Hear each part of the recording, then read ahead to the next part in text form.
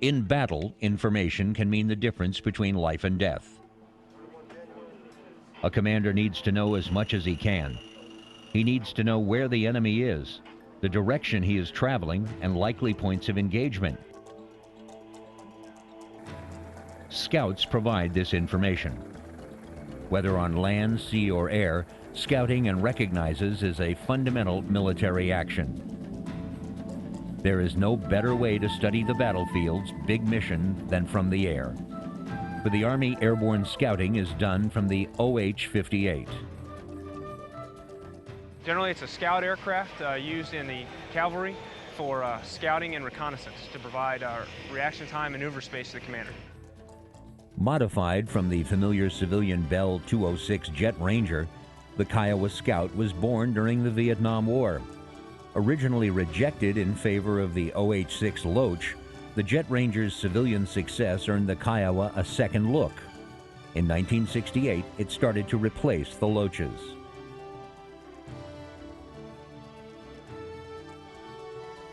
The Kiowa had several strengths as a scout. First of all, it was small. It could hover along stream beds or hide behind trees, popping up for a look at the battlefield and then disappearing. That was important because the Kiowa's primary defense was its ability to move around the battlefield undetected. In its cockpit was a crew of 2, each one a fully qualified pilot. The way things are set up in the cockpit is all ergonomically designed. We can keep our hands on the controls. The right seater doesn't have to take his hands off the controls to tune radios, to change different screen functions on the inside of the aircraft. The left seater is mainly a system operator. He looks for targets, operates the sighting system, operates all the navigational systems. So whereas the workload is increased, the overall division of attention is decreased. While the small size of the Kiowa made for a cramped interior, its light weight made it an easy helicopter to transport. 2 OH-58s fit comfortably into the hold of a C-130 and could be offloaded and ready to fly in 10 minutes. Okay, start the clock, and clock starts now. Okay, come on. Other maneuvers back and forth. Heave! Come on. Disconnecting the chains. Yeah. Push, push, push. Sights up and going. Blade start turning now. Yep. 9 minutes, 25 seconds. Blade start turning. It'll be off in 1 minute. Coming up. We're up. Okay, 10 minutes, 25 seconds. You're looking real good, guys. By the late 1970s, the Army needed a new way to safeguard its expensive new Apaches, born attackers that would be nearly helpless on the battlefield without their scouts. Under the extensive Army Helicopter Improvement Plan, or AHIP, Bell developed an upgrade for the Kiowa. It modified the OH-58 airframe with high-tech sensors and avionics that wouldn't be out of place in a jet fighter. The most crucial element in the upgrade, however, was not an obscure engineering change. It was instead the addition of the large, almost comical, mast-mounted sight. The MMS was an unwieldy, alien-looking addition to the craft. Its eyes peered out from above the rotor, bringing the battlefield into clear focus, day or night, rain or shine. The MMS was mounted high, so that the Kiowa could peek over tree and ridge lines, taking the enemy by surprise. The MMS ball was 65 centimeters in diameter and could freely rotate 360 degrees. Inside was a thermal imaging system that could detect targets at night and in extreme weather conditions. There was also a low-light television that enabled the crew to see better than they could with just their naked eyes. The aircraft, with the mast-mounted sight, gives us the ability to detect out to possibly 10 kilometers based on terrain and weather situation. We can normally identify somewhere between 5-6 kilometers out. that has increased our capability over the old system that we had, which was the OH-58 Charlie and AH-1 Cobras. Yeah, I got wires coming up 12 o'clock, running left, right. I've got them in sight. As the crew surveyed the area with the MMS, they reported back by voice radio to headquarters, to other aircraft, or to artillery fire units in the field. The MMS added another capability to the Kiowa as well. Inside the ball was a laser that provided two different functions. First, it was an incredibly accurate rangefinder that allowed the crew to pinpoint the exact location of targets. Second, as the battlefield grew more sophisticated, by painting a target with its coded laser, the Kiowa could direct missile and smart bomb fire, thereby increasing the helicopter's influence. There's properly coded laser energy. What we can do is we can change the code of the laser. It's a 4-digit code, and it starts in a 1000 series and ranges all the way up to 1888. So you can pick a code. Your code is unique to that missile. The missiles are then coded to your code, so then it is only looking at your code and your laser beam. The Kiowa also had defensive capabilities. Mounted high on the fuselage was a cylinder covered with mirrors that disorients enemy heat-seeking missiles. We have the ANAL Q-144, which is the infrared jammer. It's mounted aft on the aircraft, weighs about 30 pounds. It looks like a disco ball that you'd see in a club. How that works is when an infrared missile is fired at the aircraft, it disperses high-energy infrared energy away from the aircraft, confusing the missile and causing a miss. The Kiowa, at long last, seemed ready to perform its mission as a scout. An accomplished specialist, it could wiggle its way deep behind enemy lines, find and accurately pinpoint enemy troop conformations, and even designate impact points for smart weapons. It could, in effect, direct the battle, guiding and manipulating other helicopters and even ground forces. But there was one thing it couldn't do: protect itself.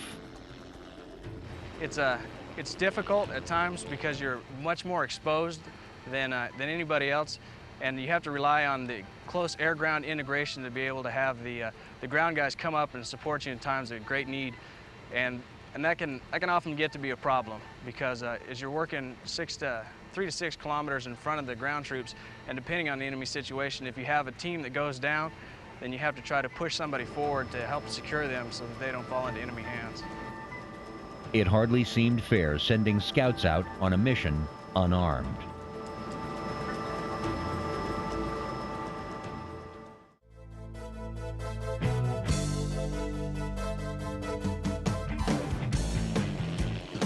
After more than a decade of upgrades, the Kiowa had emerged as the world's best scout helicopter. Though the historic trend was toward specialization, the battlefield realities faced by the Kiowa dictated the addition of some capabilities not directly related to the finding and tracking the enemy. The Kiowa, if it was to survive, had to become a fighter.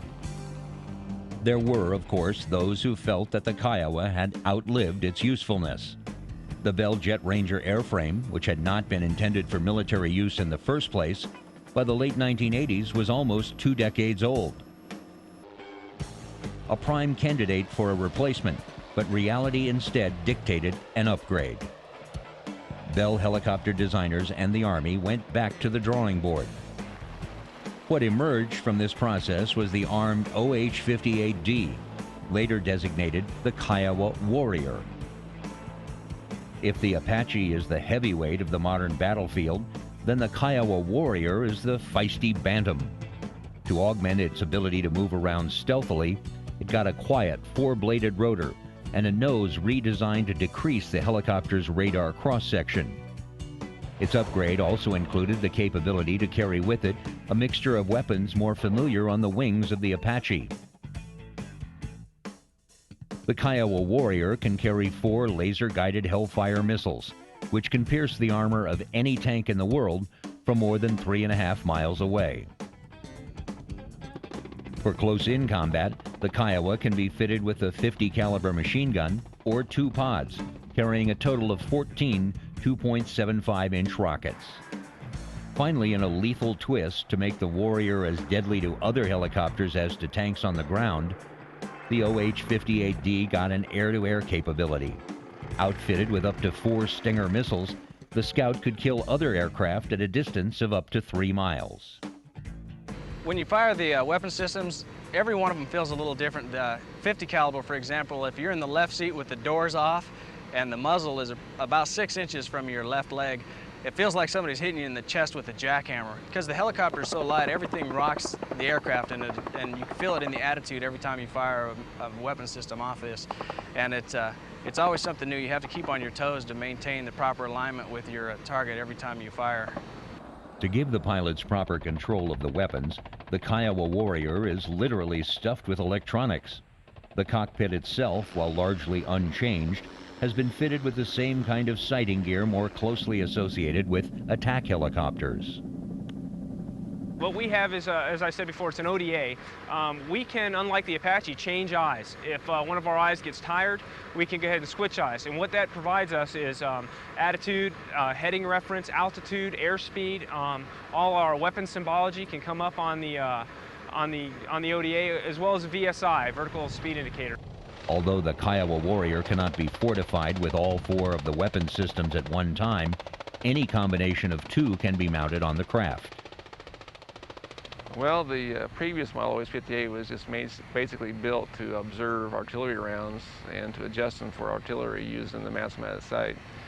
But the Kiowa Warrior, it's used in a cavalry role where it can actually go out and screen and guard the main body of the cavalry, and can actually engage the enemy if it comes upon the enemy with its weapon systems, where the other one couldn't. While the MMS was designed to paint targets for other aircraft, the Kiowa Warrior can use the designator to choose its own targets. That, however, poses something of a dilemma for the aircraft's crew. Normally the OH-58 Kiowa Warrior is well forward of the battle. And being up close like that, by shooting a missile, all you're doing is sending a smoke trail right back to your aircraft. That's making you a very good target. By using a laser and using another shooter, the OH-58D Kiowa Warrior can maintain undetected and still lays targets.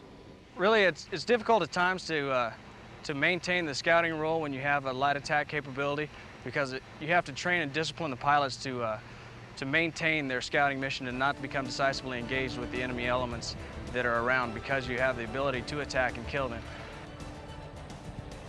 The Kiowa Warrior is one of the most successful U.S. military aircraft programs ever. The helicopter has won the largest number of industry and government awards for customer satisfaction, engineering excellence, and combat performance in the field. But it is also a helicopter nearing the end of its useful lifespan. The armed OH-58D is so packed with equipment that it is within 75 pounds of its maximum takeoff weight. Simply put, there's no more room for upgrades. The Kiowa, however, will not disappear. The Army will likely keep dozens around, and hundreds will remain in the National Guard inventory. The Army recently ordered 157 specially modified JetRanger trainers for its helicopter school at Fort Rucker, Alabama. This assures that another generation of pilots, attack, transport, and scout will come to know and love the Kiowa. I think the greatest thing about being a helicopter pilot is the view you get from your office every day when you go to work. There's a lot of an exhilaration and the rush to it. It's difficult to try to communicate to people about what you feel and the things that happen in an aircraft that don't have the opportunity to fly very often. And I feel fortunate every day that I get the opportunity to do my job that I have and to be able to go out and execute it. It's just a rush. It's high speed, there's something new, and there's something exciting happening every time you go fly that's something totally new.